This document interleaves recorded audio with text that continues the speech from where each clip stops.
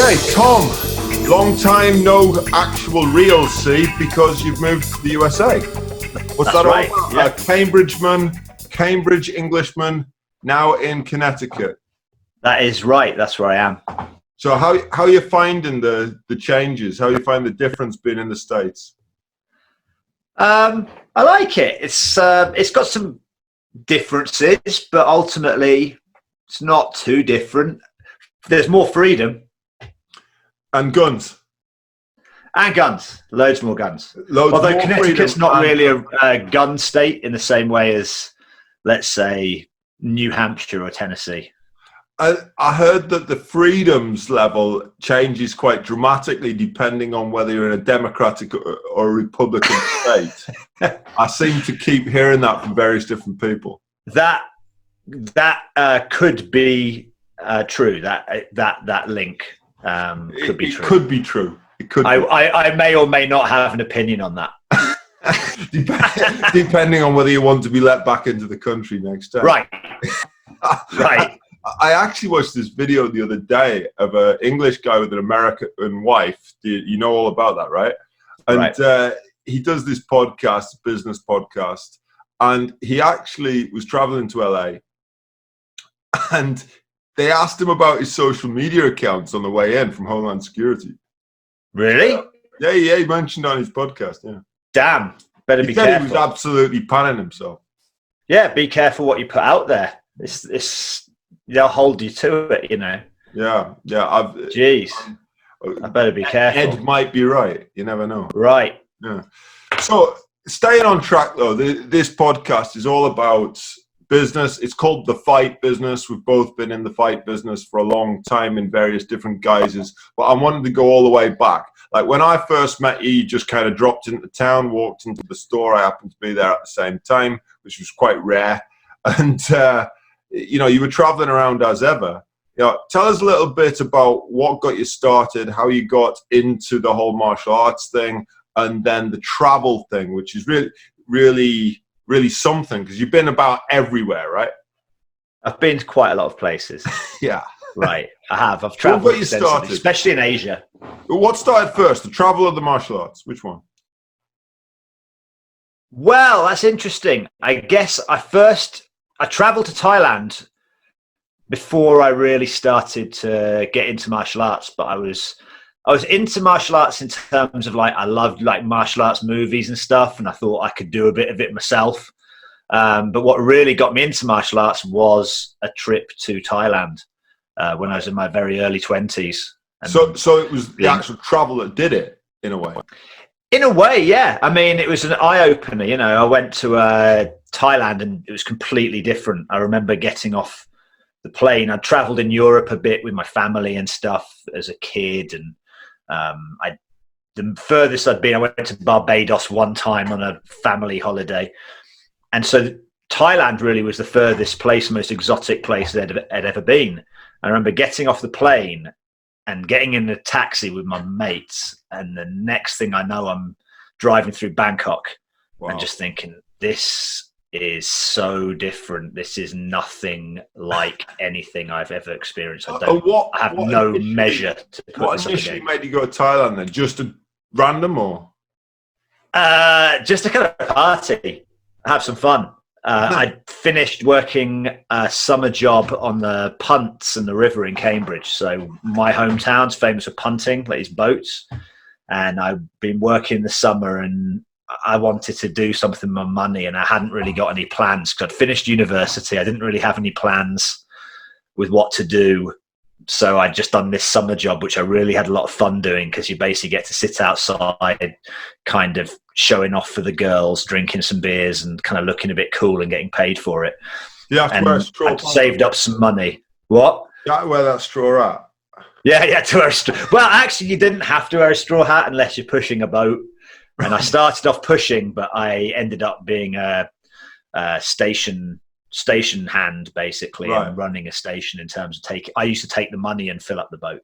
And so you saw, so you basically got to look Muay a bit Thai cool. Once you're out there. Sorry? So once you go to Thailand, you saw Muay Thai and went, I got to do that. Yeah, well, Muay Thai had been on my radar for a little bit, and I always thought it was cool because when I was at university, there was a guy, and I went to university in Wales, and there was this guy, and people like to fight there.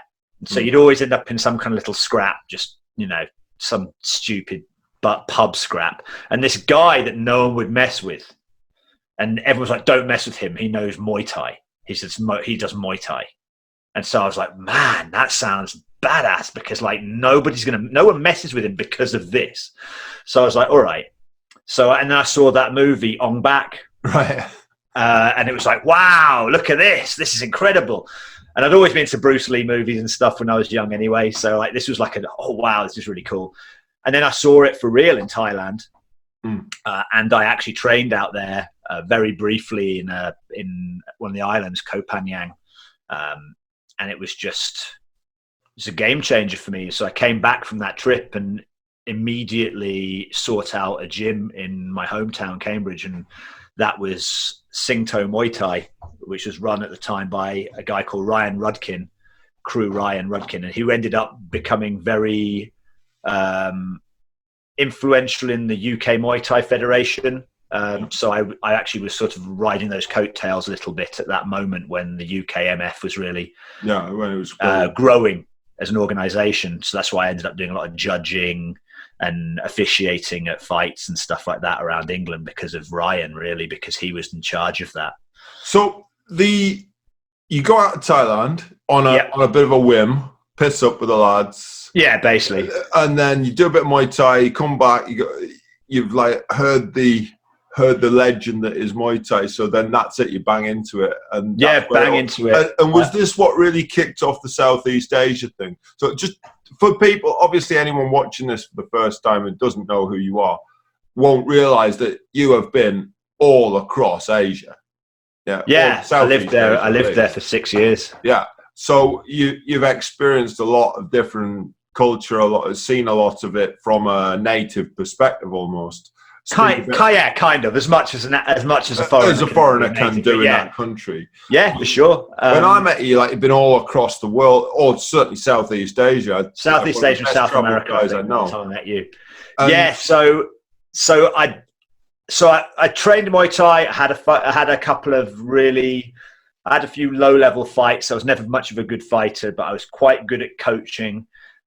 So I really took that role on. I was coaching several fighters, and then I used to go to Thailand every year for a couple of weeks or a month and a bit to go and train. And so I went out there in 2009 in the autumn, or late summer.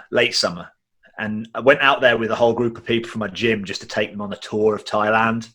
So we went out there and we were training, and we decided to take a weekend break from Bangkok, which is where we were. And we went to this place called Kanchanaburi, which was a small town on the River Kwai, the movie, The Bridge Over the River Kwai. That's where it happens.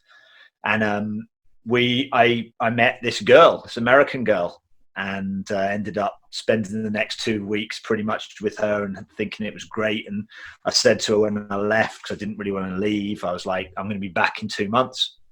And so I got home, sold all my stuff, quit my job, got a teaching qualification, or got ready for a teaching qualification, like to teach English. Moved to Thailand. I was there 2 months to the day after I said that. And then I lived in Thailand with my now wife, then girlfriend, for about 4 months before the end of the teaching year. And then we traveled a little bit to like Cambodia and around Thailand quite a lot. And then we moved to Vietnam, and I lived in Hanoi in Vietnam for a year. Then I moved, and we traveled more, went to like Myanmar and Laos. And then after that, we actually moved to South America for a short while, to Chile. Didn't really work out there, but we had 6 months pretty much in Santiago. And then we went to Bolivia, Peru, Argentina, Uruguay. And then we ended up moving back to Asia and moved to China. And I lived in China in a town called Hangzhou, a small city of 8 million, where we were there for a year. Enough to say you've travelled around a little bit. Right, and then we moved. Then finally we moved to Hong Kong, and I lived in Hong Kong. We lived in Hong Kong for like 2 years, and then I moved back to the UK briefly while I was waiting for my green card, and that's where I met you. So you got the travel bug. You've been all over Southeast Asia, then South America as well. Yeah. Come back to England. Yeah. And then you had some problems getting back over to the US, right? So that's when I met you. I remember you were basically stuck between worlds, weren't you? Yeah, because I traveled and lived in other countries. I had to get police reports from like China and Hong Kong and stuff like that. Right. So it really delayed me. Professionally, though, Tom, you're a journalist, right? I guess I like to call myself a writer. Right. Okay. So you're a writer, not a journalist. A writer, but you used to work for hotel chains, right?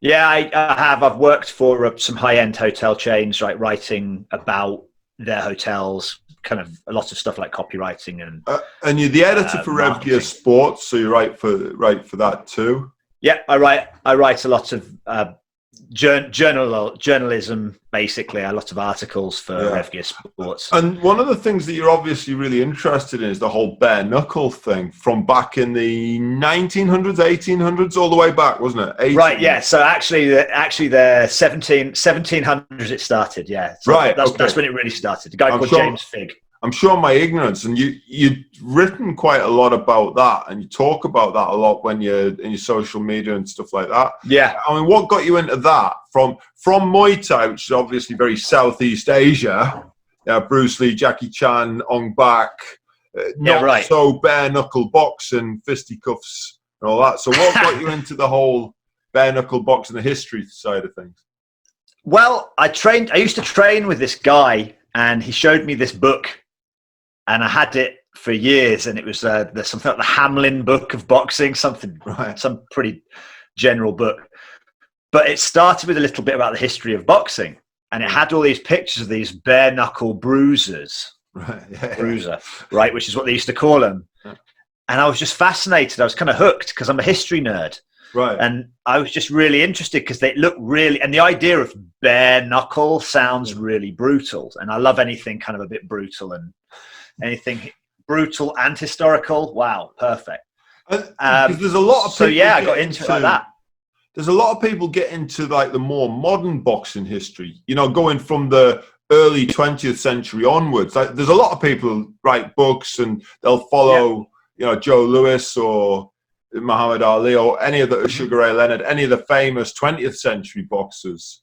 But the early history of boxing very much gets skipped over, doesn't it? A lot of people just kind of more or less ignore it until Queensbury Rules came in, or even much later, 20th century. So Queensbury Rules really was kind of the 1860s was when they first came in, but they didn't really get adopted properly until the 1890s, late 1880s. Yeah. So tell you what, we've got to do it because this will be the hook for the whole podcast, I would imagine. Explain what Queensbury Rules actually were and how they came about. That's got to happen. It's got to happen. Okay, so let's start at the beginning. So boxing starts out as you got 5 minutes. Boxing starts out as an extension of sword fighting and quarterstaff stuff in like the early 1700s.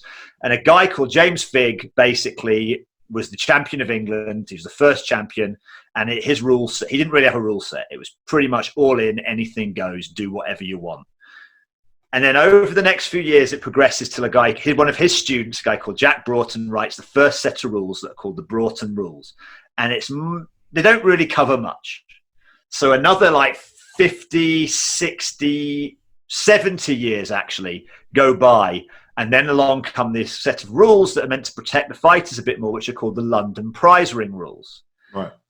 Now, those rules in like the 1830s, 1837, I believe, they continued until the Marquis of Queensbury Rules. Hold on. Back up a second. Right. So we've got the first set of rules, which is basically don't stab him. Then we've gone. Now these Broughton rules are don't stab him and don't shoot him. But then you can't It's more about like the rules within the ring. They were Right. they didn't really prohibit very much. Right. They don't specifically prohibit things like butting and gouging and stuff, Yeah. but they weren't done necessarily, but they didn't prohibit it. I mean, I'm for anybody watching this thinking I'm being ignorant. I'm just joking about the stabbing and shooting side of things. Yeah. But the things like fish hooking, gouging, what point was that cut out? It was cut out in 1837 properly, right. Like specifically. But so what would happen was you'd had a set of rules. So Broughton's rules were written for his amphitheatre, his boxing arena, which was in London off the Tottenham Court Road. And he basically, what happened was he killed a man and he felt a bit bad about it. So he decided to make a set of rules that would stop that happening again. Right. And so that's where you first have the ideas of a round, which was as long as somebody was still standing. So a round ended with one of you hit the deck. Right. And then you had 30 seconds to get back to the middle, and then there'd be another round. And if you didn't make it back to the middle, up to scratch, right? Up to scratch. Right. If you didn't make it to scratch in 30 seconds, you lost. Right. So you would lose by not make it to the scratch, being unable to continue, or conceding. And there was an unlimited rounds, and you could kick the shins even. It was called purring. There's all sorts of stuff you could do. In France, they have another type of They had another type of boxing later on. What's it called? Savate. Oh, savate. Yeah. So the reason the English didn't really kick is they thought it was a bit too French. So that's the reason people stopped kicking each other. It was like, well, the French kick, so we're not going to. That's awesome. Right. That'll be worth it doing this entire podcast just to know that. Just to know that bit. Yeah, right. And so what happened was, this became quite a serious business. I mean, it was always a bit illegal. Like, so wearing gloves was done for sparring, and you could have sparring exhibitions, and that was okay. But if you did a prize fight, which was no gloves, gloves were called mufflers. So they'd take the mufflers off and it was go time.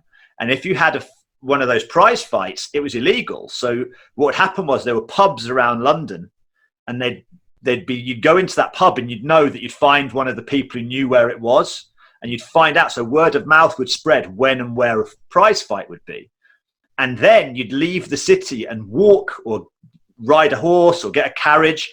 And so imagine this, at a time like in 1815, the population of England was pretty small. It was like 20 million, 20 million, something like that. I'm not sure, 8 million. They would have crowds of 30,000 people turning up in the countryside to see an illegal fight. It's more than turns up a Bellator, right? Yeah, it's huge. Just imagine 30,000 people turn up to watch two dudes. It's a massive crowd. I mean, some of the UFCs won't rival that. Yeah, right. And that would happen it would be in the countryside. So there'd be people sitting on trees, there'd be people, it would just be this thing, and then the magistrates might turn up and move it on, and then the whole lot had to move to the next county.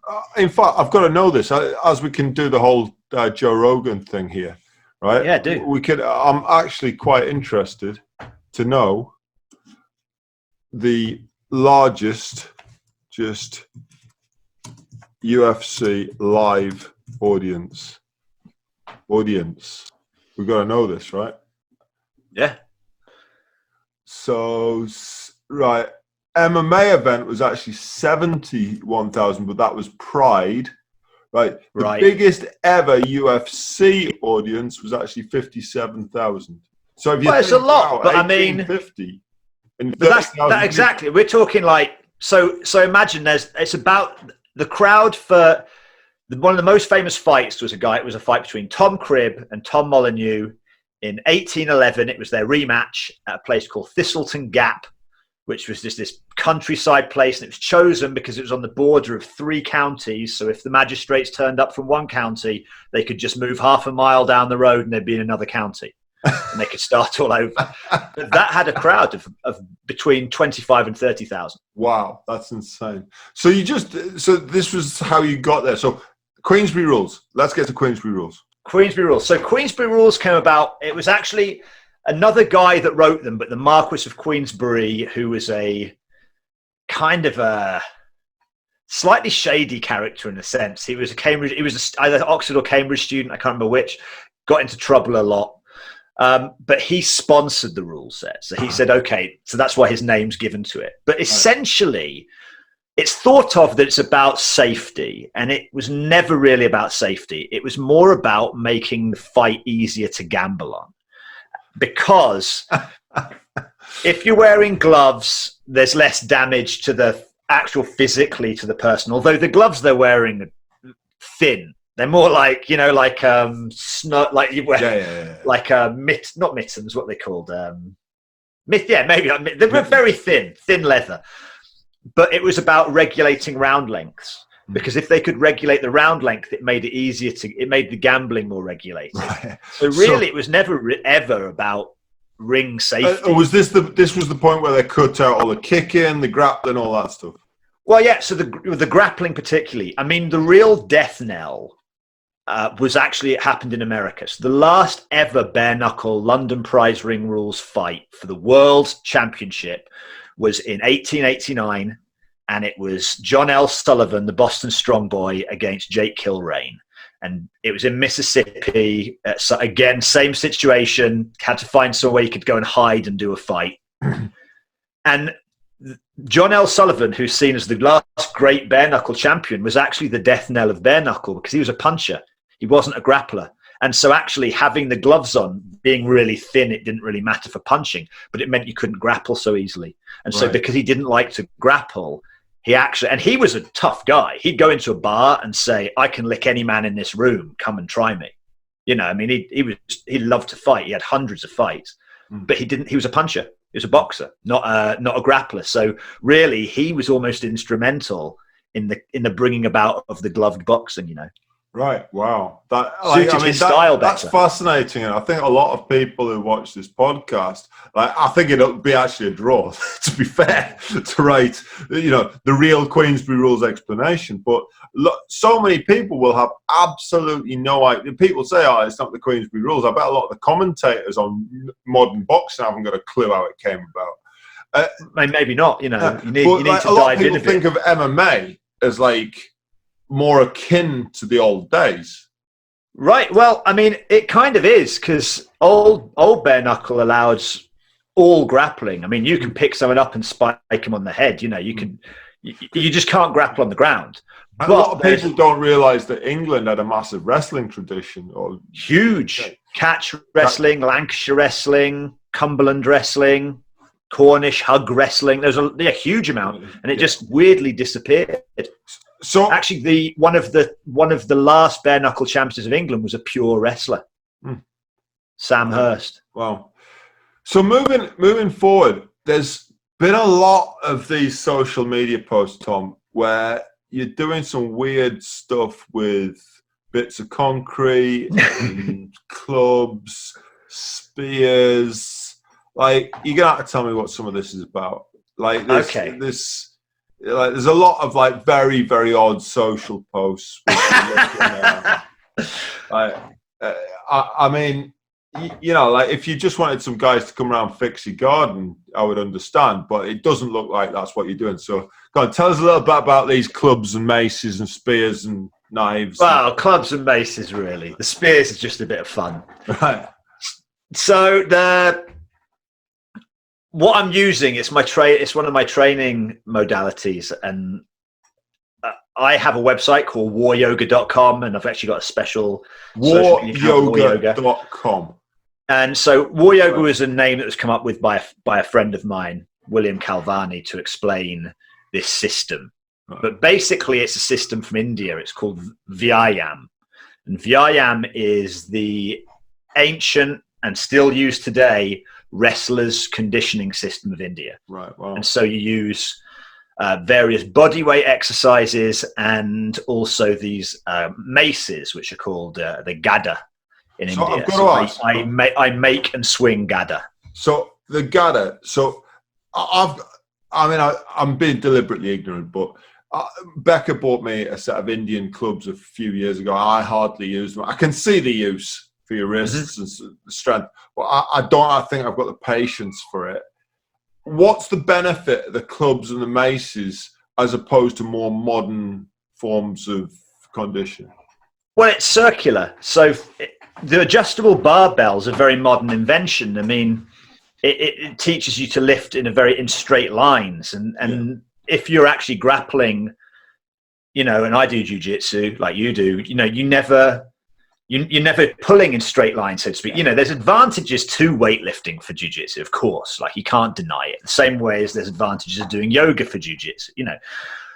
But this system trains specific grappling motions, you know. So like the Gada is these pull downs, these pulls where you pull, you know, where you're going to pull the opponent's arm and grab them and pull them down. You know, the squats, the Hindu squats, which are called betaks, train specifically the power of explosiveness, you know, from exploding into your opponent. And everything has its reason that's applicable directly to something within grappling. So it's just a grappling specific modality. It's just much more specific. Right. It gives you general strength. Yeah. But you're never going to get cut. You're never going to get shredded. You're never going to look like, oh, there's this muscle guy, because it doesn't do that. It gives you it gives you strength for that specific thing. You know. A lot. I remember when getting higher up the Wing Chun system, learning the knives. Yeah. The two broadswords, and yeah, I'd often wondered, what's this all about? And I would probably say, after years of doing martial arts, that you could, for very specific purposes, i.e., if you wanted to learn to box or you wanted to learn various, you know, functional martial arts, then is the time that you would spend doing that more applicable doing something else? Just the amount of time you would have to invest in learning these specific movements. But I heard it said by a very, very high level Wing Chun guy, it's about learning the butcher's mentality. And it was a mentality thing as opposed to being a technical thing, which was very interesting because it was bringing a psychological aspect into the training, which wasn't there. You know, lifting weights wouldn't do it. Right. Gaining wrist, you know, there's all sorts of explanations about wrist strength, about coordinated movements and da. But I've heard that said about things like a scrimmer, for example. Oh, coordination, wrist strength. But you could get that you could get that much quicker doing something else. Right. Well, I mean, there's a huge mental part of the Vyayam or War Yoga, like I call it, War Yoga system, because so the Indians have this word, it's called mehnat, and it's this extreme focus. So you're doing these squats, you're doing 500 of them, or the Indians are. I'm not doing 500. I'm a bit too old like these 12. Days, but 5. But it's that focus of where you just overcome that discomfort. You overcome that physical barrier and realize that a lot of the barriers you face are mental, that your body can actually achieve way more than you think. And that kind of, that focus that comes with that rhythmic, continuous movement actually builds a mental strength as well as a physical strength, you know, that toughness, mental toughness. So what's with all the spears and swords? So this isn't to do with Gada, right? That's just I like the spears and swords. The Hyperborea and all this stuff. So that's more to do with this.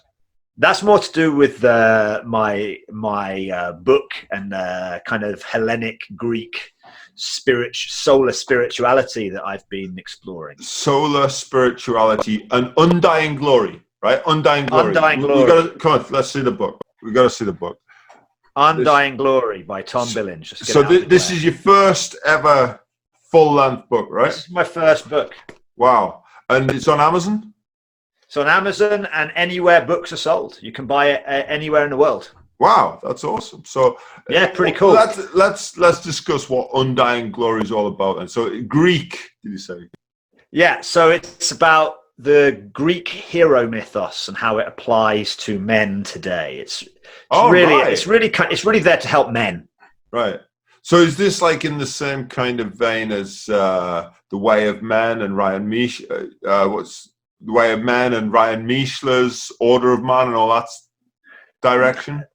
Not really, to an extent, I guess, but it's got its own thing, really. Because so at the moment, you'll find that amongst certain groups of people, there's this kind of solar spirituality, which is this idea of embracing this masculine solarity, and it's really trying to hark back to some ancestral ideals which have been kind of lost, especially through the growth and expansion of Judeo-Christianity throughout Europe, which basically imposed itself upon old religions. And so what people are trying to explore is what was there before, in a sense, and, what wisdom there is available from, our ancient ancestry.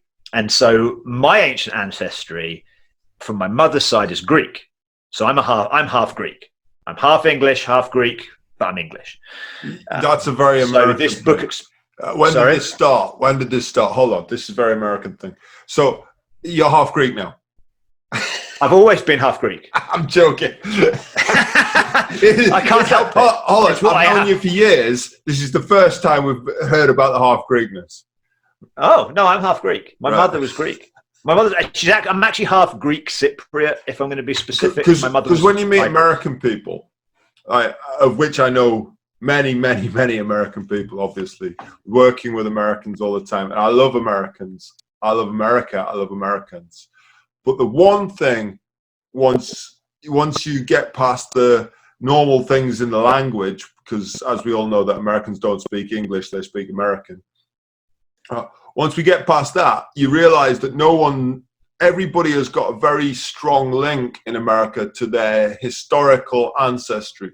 They feel it. They actually feel it. They've got a cultural connection. I would argue the opposite. I would argue, in a sense, that they feel that there's a disconnectedness, and they feel they wish to reconnect. That's interesting. So I think, like, a lot of people in the United States, for example, right now do DNA tests because they want to know what their genetic origin is, because they have no idea. And so they have an assumption of what it is. But for example, a friend of mine always assumed he was of Irish ancestry because his name is Irish, but he found out from his genetics he's mostly German. Wow. So that's interesting. What's interesting is that Americans put a lot of emphasis on that stuff. I think, this is my opinion, because they came here from other parts of the world and then lost contact with that, in a sense, but still wanted to have that lineage and that heritage. Like English guys, on the whole, I mean, there are the odd one who like really feel a connection with, say, if you're up in the north like we are, like here, like they'll feel a connection with a Viking heritage or it might be a Germanic heritage or a Viking heritage for a very, very, very long time ago. Sometimes Scottish, sometimes Irish. But on the whole, English guys don't give a monkeys. They're just English, I think, or Scottish or Welsh. That's the magic of the British Isles, in specific. Is that all these various groups of people arrived there, and while they had their own identity, in a way, the island cast its magic on them, and they essentially became British or English or whatever. They became of that place. So going back to the book, yeah. Undying Glory, like, I mean, when you first told me about it, I mean, I actually assumed that it was something other than what it is. So that's interesting straight away that it's got this modern link as to what's going on now. And how does that work? So, well, what it is Undying Glory, which in Greek is kleos aphthiton, and it basically is this idea that a hero can gain this glory that lives on beyond their physical life, ultimately, but that you can also ultimately transcend your station as a bare human and go beyond the gods, ultimately, is the lesson. So I look at the various Greek heroes through the main Greek hero mythos and their story, and then I analyze their stories and take out the lessons that you can learn as a man today, and how that you can use that to improve your life and walk on, I call it the solar path. You can walk on this solar path, and basically, which is a path to self-improvement, self-determination, it's an antidote to kind of nihilistic abandon, and it's this taking control of your life and going where you want to go. And there's a real movement happening with that right now, isn't there? Like, I mean, I just finished Ryan Meachler's book, which was given to me by a friend.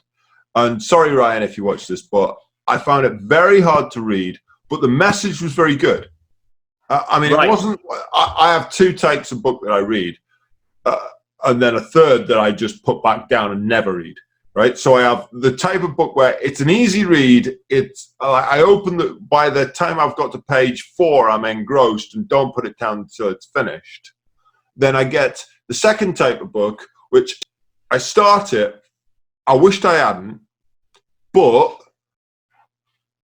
you can tell that the content's good and the message is good, but it's hard to get through. So it's like a grind getting through. There was another one about marketing that I read called A Million Followers by Brendan Kane.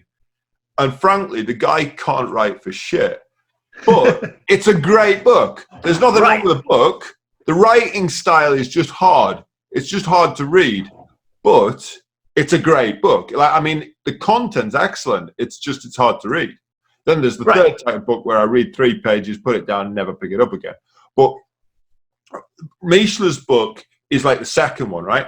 It's good, the content's great, and it actually gets better in the last third, which there's quite a lot of books which I've read where I'm starting to flick the last third because they've obviously run out of ideas in the first 2. No, really, the book needed to be about 60 pages shorter, but their editor said, no, you're going to have to finish that off, right? But David Data's Where the Superior Man was like that. First 2/3, brilliant. Last third, mental, right? So I hope yours is in the first. I think I'd like to think mine's the first kind. Right. Well, you haven't sent me one yet, so. Yeah. Right. Well, I'll have to get you one. Well, we'll maybe work out some kind of prize with one. Oh, that'd be good. Good idea. But I only have one copy for myself. So, oh my God! I'll buy them. It's all right. I'll buy 2. You can have the royalties. I know you need it, mate. Right. but in all seriousness, it sounds like an incredible link because there's a lot of interest in these subjects at the moment. I think men generally have lost their way. They've got all these pressures going on. And yet they're not stepping up to be men. They're shrinking back to be.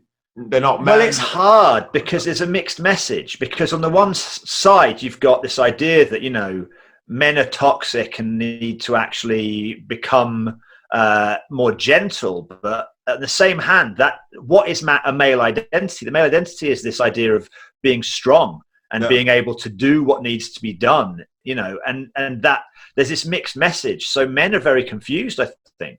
Yeah. Michler talks about that a lot in the very opening of his book. He gets it bang on. He hits the nail on the head. I think he's got like the 3 Ps. I can't remember what they're. Provide, something, and preside. Wow. But it's really good. You'd be interested. It is a good book. It's just hard to read. Or I found it hard to read. But as I say, one that I read just before it, the Chris Voss Never Split the Difference, was, wow, can't put this down. In fact, I'm going to have to read it a second time. But the value of the content in the Michler book is excellent. I think I can't wait to read it. I really genuinely can't. I hope you do it. Well, the thing is, in the book, I try to make sure I tell the myth as I've compiled from all the different sources and what seems to be the main story of it. So you can read that as just a myth very easily. It's a nice, entertaining story in itself. Then it's the breakdown where you look at what is the symbolism in it, because there's like a hidden set of lessons throughout that. And then after each chapter, I put some actions that men can take. Because you could have written about bare knuckle boxing, right? Because you've got obviously a massive interest in that. You could have written about traveling around Asia, which you've done, which would have been interesting. So what made you go with the Greek myths? Well, as a first book, that is. As a first book. It always interests me because I grew up with them. Right. And I was a I was an archaeology student at university. I was a classic student at school. I always had a connection to that side of my ancestry and was always very interested. And I was always spellbound by those stories. And at the beginning of lockdown, you know, a lot of my work had evaporated for a while. It all came back in the end, but there was this moment where I had nothing to do. And I'd always thought, well, there's a book in me. And this light bulb went off, which is I was thinking about the 12 labors of Hercules, as he's called by the Romans. And I suddenly realized that there was actually a set of breadcrumbs to a way of doing things, like there's a path laid out. And so I started to explore it. I just started to write it. Originally, it was meant to be a pamphlet. And I ended up finishing that pamphlet and realizing that that wasn't enough, that there's more in the rest of the myths. And so I sort of brought them all in, and it just kind of evolved, really. And I actually honestly say it was kind of written through me. I didn't really think too much about it. It just kind of just came out. Wow. As a career progression, like, because you've done a lot in the fight, you know, you've been involved in the martial arts and martial arts business for quite some time. Yeah, and still am. Obviously involved, and obviously you consider yourself a writer more than a journalist, which so you followed that through. I mean, how difficult was it to find somebody to publish it and edit it, all that stuff? Not that difficult, actually. Through various networks, I was introduced to a publisher, and they were immediately interested because it was something that they wished to do. They were a new publishing house and ready to take a punt on a new writer they liked. And when I sent the manuscript over to my editor there, it was just a done deal, you know. Wow. We were a good fit for each other. So I kind of lucked out a lot in that regard. So if you were talking to people who had designs on heading towards being a writer into that field, you know, what would you tell them to do? Write something. Well, you've got to be good at it, and then you've got to actually put work into it. You know, I mean, not everyone is necessarily immediately a naturally good writer, but you've got to do a few things. You've first got to eventually you find your voice, but you only do that by writing a lot. And I've been writing since I was a teenager in terms of like stupid poetry, loads of rubbish. In fact, pretty much everything I wrote up until I was about 30 was just absolute garbage, but I did it anyway. I mean, if I look back at it now, it's terrible, but it started me to kind of get a voice and hone my craft and figure out like how to do my research and how to incorporate that research, and then how to phrase it in a way that's readable, that people actually care about and engage in. So you really have to hone your craft. When it's not just like, oh, I'm good at writing, I'll just write. But the bit that I'm interested in here, just from the point of view of the podcast and what the whole channel's about, is the channel, you know, the Ram 3 TV channel, which took me a while to start steering the direction for it. But the channel is all about taking a different path and deciding to work, you know, either for yourself or start a business, be self-employed, whatever. Take a different path, basically. Take the alternative path. And what would be really interesting, I think, to anybody who was interested in a career in the arts or the media side of the business, would be how do you go from you've honed your skills, you've honed your talent, you've got some talent. Let's just assume you've got to that point. But then making the leap from there to it actually happening, getting the contacts, getting it in front of the publisher, getting it. Yeah, you have to really you have to hustle. So you have to, first of all, you've got to have something to sell. So you've got to have that. I mean, these days you can't go in with an idea for a book and say, hey, I've got this idea for a book. Would you publish it? Or would you consider publishing it? You've got to have the book now. You know, that's the way I feel. You can't just go, I've got this idea. Maybe if you've already written like 3-4 books, and then you can say, I've got an idea, and the publisher might go, okay, that sounds good. But to get started in it, you got to have it pretty much ready and you be comfortable with it and happy with it, and also know it's going to get changed. But have it, and then you have to hustle hard. You have to go out and put it out in front of as many people as you can. Leverage your networks. Who do you know? Who do they know? And how about the promotion of the book? How is that working? Is it left with you? Do the publishers do it? Do you do it? Both. There's an equal share in that. So you need to get yourself out there and. Yeah, so we were doing a lot of joint posting leading up to the launch, and then after the launch, a lot of joint posting, and now we both post about it, but we've taken a bit of a break from it because you don't want to just keep pushing something in front of people because they get bored of it and your conversation gets boring, and so we've kind of taken the foot off the gas, as the Americans would say, a little on that, but we're still keeping it just there in the public eye. But it's a joint effort. So we're kicking on for the hour mark now. So all these podcasts, we try and do them around about an hour. So the last question, I always try and think of something which would be funny or amusing or whatever, but on this one, I'm not going to. What? Because I'm already funny. Well, there is that. What's the second book, Tom? What's the second book? What's the follow-up? Well, interesting. I've got a couple of books in the tank. Right. So I've got, I'm going to do a follow-up for Undying Glory, which will be coming out in a year and a bit or so, I imagine. Are you staying with the Greeks? Or are you moving That'll over? Be a continue. So I'm hopefully planning a trilogy on the Undying Glory, on the Greek stuff. I'm also this year working on the War Yoga Manual, a book about the War Yoga system. So that'll come out. It's not necessarily a big book; it'll be a manual. So we'll see how that. I'm working on that right now. It's going to be small but dense. But yeah, so the next book will be the follow-up to Undying Glory. Right, awesome. Whatever that will be called. Tom, thank you so much for coming on the podcast. You are podcast number 3. Hopefully, you'll be there for podcast 300. I hope so. And that's the Spartan number, isn't it? 300. 300, of course, yeah, of course. And we'll see if we can do something with the book on the channel and see if we can offer it up for a price. Somehow we'll get a couple of copies over here. I look forward to reading it. Thank you very much for your time. Thanks, Alex. Good to speak to you.